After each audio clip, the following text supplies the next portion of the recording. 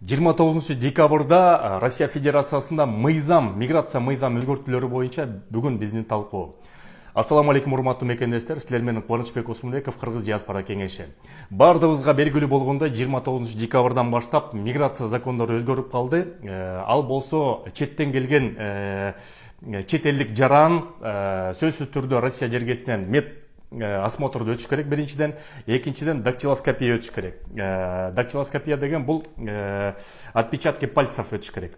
Аны кайсыл жерден жасатабыз? Биринчи рет медосмотрду мамлекеттик учреждениялардан жасатабыз деген закондуу түрдө жазылып турат. Бирок тилекке каршы поликлиникалардагы, мед учреждениялардагы иностранный гражданиндерди, биздин мекендештерди кабыл албай атат.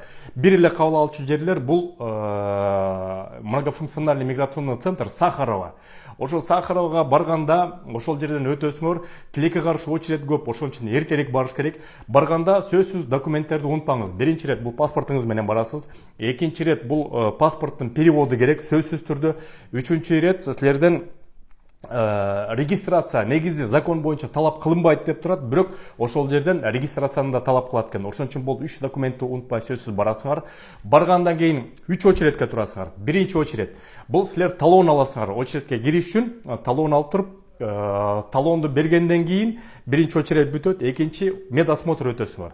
Медосмотрду өтөсүңөр, экинчи очередтен, үчүнчү очередтен болсо отпечатки пальцев, анан кийин сүрөткө түшөсүңөр ошол жерден.